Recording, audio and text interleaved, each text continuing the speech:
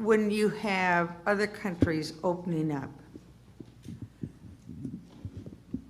is there any reason that we shouldn't do the same, at least to the extent that they're doing? We talked about, or you talked about some restrictions that places that we might not want to go for actually really good reasons.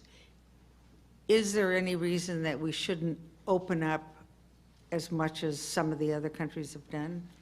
No, there's not. And in fact, I think that in reality, the secrecy undermines our democracy. And you know, my mom's family were some of the original founders of the United States. They were the first, well, I always say the losers, who got caught by the British and were thrown in prison. So we were the first POWs.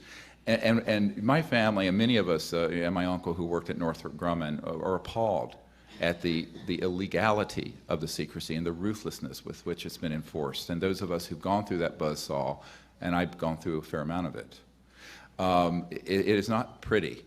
And what I would say is that this really does undermine our whole concept of a free society.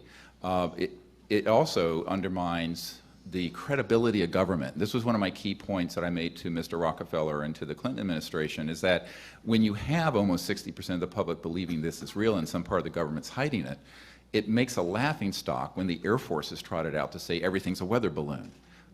It's just as ridiculous. So the more we can release, the better. And I think the technology end of it needs to at least be released to at the level where we would be able to have practical applications and sort of a peace dividend and an environmental dividend to this $2.3 trillion that are unaccounted for in the Department of Defense. And that certainly ought to happen.